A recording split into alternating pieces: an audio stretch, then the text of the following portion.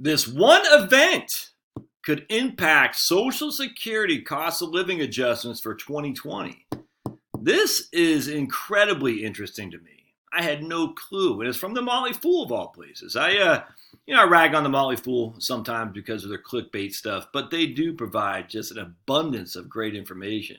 In this case, this is a fantastic article, and I learned a lot from this one article that just came out the other day. So I want to share it with you. It's a fantastic read. I highly would recommend you read it. I'll put a link in the show notes. From a guy named Sean Williams at TMF Ultra Long. I have no clue what that is, but this is a fantastic write, man. Fantastic piece, that's for sure. So let's dive into this. Dateline, July 19, 2019. This event may lift Social Security's 2020 COLA. Each and every month, more than 63 million eligible Americans count on receiving Social Security check. Most of these folks are retired, with better than 3 out of 5 relying on their monthly checks to account for at least half their income. Perhaps then it's no surprise that the single most important announcement made by the Social Security Administration each October is what the upcoming year's cost of living amount will be. And here's an older man with dollars, $10. All right. Social Security's COLA calculation comes with a catch. In simple terms, COLA is Social Security's means of accounting for inflation that is 63 million plus program recipients face throughout the year. Prior to 1975, increases in Social Security had to be passed by special sessions of Congress. This led to long periods of time where benefits remained static. For instance, no payout increases were passed during the entire 1940s.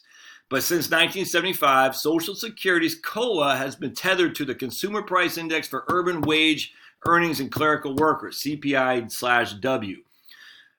Like most BLS statistics price measurements, the CPIW has a handful of major spending categories and dozens upon dozens of subcategories, each with their own respective weighting.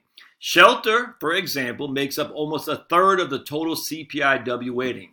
I'm just telling you, that's the whole thing with the BLS numbers. A third of your expenditures are going to housing, shelter.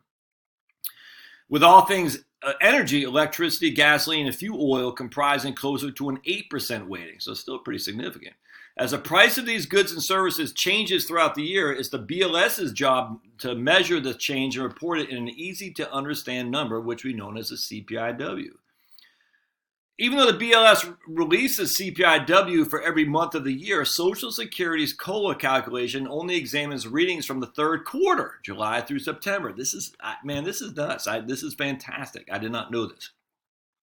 The average CPIW reading from the previous year acts as the baseline figure, while the average CPIW reading from the current year is the comparison. If the average reading has risen from the previous year, it means beneficiaries will be getting a raise in that following year that's commensurate with a year-over-year increase, rounded to the nearest 1/10 of 1%. In the rare event that prices decline year-over-year, known as deflation, benefits will remain static from one year to the next. This has only happened 3 times, 2010, 11, and 2016, 3 times since 1975. Well, okay, that's interesting. In other words, we're currently in the first of the 3 months that matter to determine Social Security's 2020 COLA. So remember, it's the third quarter, July through September, that determines the COLA of your for the BLS numbers to recognize your increase in Social Security. That's amazingly interesting to me. Timing is everything. But there's something else unique about utilizing price data from the third quarter. It tends to be impacted by weather. The third quarter of the year tends to be the height of the hurricane season, with most storms thankfully staying out to sea and away from land. But this past week, Barry, the second named storm of the 2019 season, made its presence felt in the Gulf of Mexico.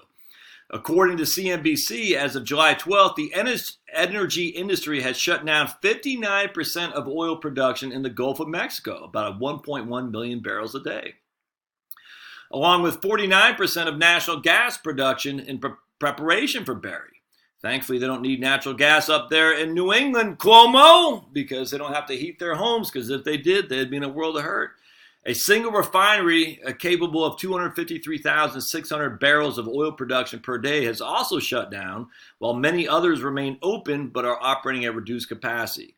Though 10 refineries in New Orleans and the 3 in Lake Charles, Louisiana remained open, they were also subject to flooding concerns. Just real quick, the reason I said the Cuomo thing is because he shut down natural gas pipelines through New York. So you got these people in New England who need natural gas coming from Pennsylvania, natural gas coming from other areas, North Dakota and stuff like that. Can't get it. It's got to go south of New York, all the way up like that through the Atlantic Ocean, or they just get it from Quebec. And, I hate to say it, but there's not a huge amount of natural gas that's being produced, at least my understanding, from Quebec. So the people in New England are at the whims of Governor Cuomo, and whenever we have massive cold spell like we do every single winter, you'll see this huge spike in the price of natural gas, which is what is used for heating people's homes. Yeah. But remember, Cuomo, he's out there for the working people. Why is this important to you? In 2018, Social Security's COLA rose 2%, but is actually estimated at closer to 1.5% through about the mid-August 2017. That changed when Hurricane Harvey and Irma ravaged the energy industry in the U.S. at the end of August and September, shooting gas and fuel prices higher by double-digit percentages over a year-over-year basis, and having a tangible lift on CPIW. Even though energy is a far smaller weighting in CPIW than shelter, it had a significant impact on lifting Social Security's COLA for 2018. My own personal suspicion is that Barry could have a similar effect, albeit to a smaller extent than Harvey or Irma. And we're not out of the woods yet when it comes to hurricane season. It's a terrible irony, but hurricanes tend to be positive for energy inflation, which in turn is good for Social Security's cost of living adjustments. That's nuts. I did not know that. So basically, we are right now in the midst of the cost of living adjustment for the BLS when they're looking at Social Security or any CPIW. And Social Security says, look, we're going to use the third quarter, which we're in now, July, August, September, and whatever happens, price inflation will increase the cost of living adjustment. That's interesting. But you're not going to get ahead, and this is where I disagree with this article. But even if Barry winds up having a positive effect on energy inflation and Social Security's cost of living calculation, it's important for Social Security benefit recipients to understand that this does not mean they're getting ahead. Though COLA is designed to be an accurate measure of the inflationary pressures of all recipients are contending with, it generally does a poor job of this. I actually agree with this part right here. That's because the CPIW, as its name implies, is focused on the spending habits of urban and clerical workers, many of whom are working age and aren't receiving a Social Security benefit. Comparatively, 70% of Social Security recipients are retired. So we're using CPIW on working urban people, right? Clerical, regular worker, urban and clerical workers. So in big cities, who are working, and yet 70% of the people who receive Social Security are not working.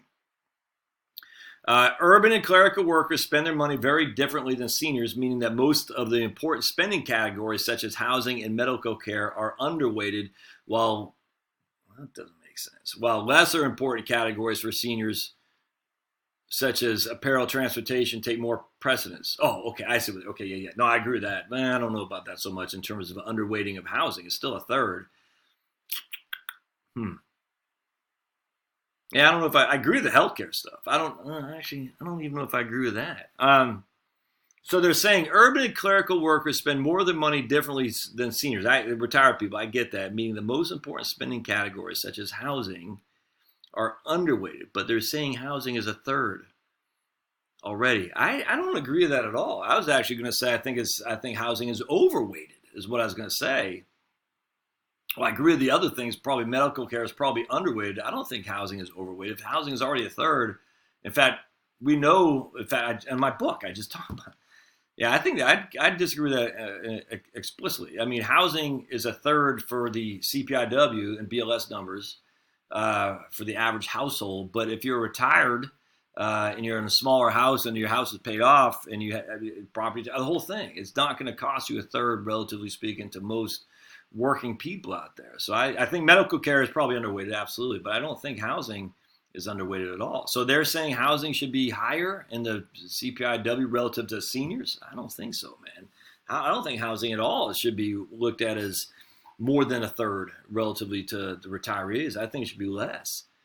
That's interesting, though. I'd have to see. And then he cites this study from the Senior Citizens League, which is... I tell you, man, it's like the plastic straw stuff. Oh, my goodness. Just one time, one person picks it up, some prominent person in the media, then everybody else picks it up. But I've done a video on the Senior Citizens League where they're saying the purchasing power of Social Security for retired workers has been cut by a third since 2000. Just because they say that, doesn't mean it's true. I don't know how you. I mean, I've read that article, the study they did, and it was more of a press release than anything. But I would be interested in that. How? Because if housing is a third of CPIW, and we're saying seniors have a different spending habit than do workers, which I completely agree with, we would actually want to make housing bigger as a part of the seniors' spending habits. I disagree with that explicitly. It'd be interesting. So yes, Social Security 2020 could get a lift from Barry in the 2019 hurricane season. That doesn't mean retired workers will necessarily be better off when receiving their raise come January 20. Do they allow for comments on here? Yeah, but they don't. Yeah. Yeah. Okay. That'd be interesting. That'd be interesting to see if they actually did a study on social. Let me go back up here. If they did a study on the actual cost of what retirees spend. The Senior Citizens League, look, I read it. Maybe I'll revisit that in a different video because it's been probably about a year since I read it, and I'll revisit that. I think there's some legitimacy to that, but I also think it might be a little bit overput. No, this is interesting. I had no clue this was the case. I thought that was incredibly interesting. So good job, Sean, and TMF Ultra Long, whatever that is. Check them out. All right, we'll see you next time. Don't forget to smash.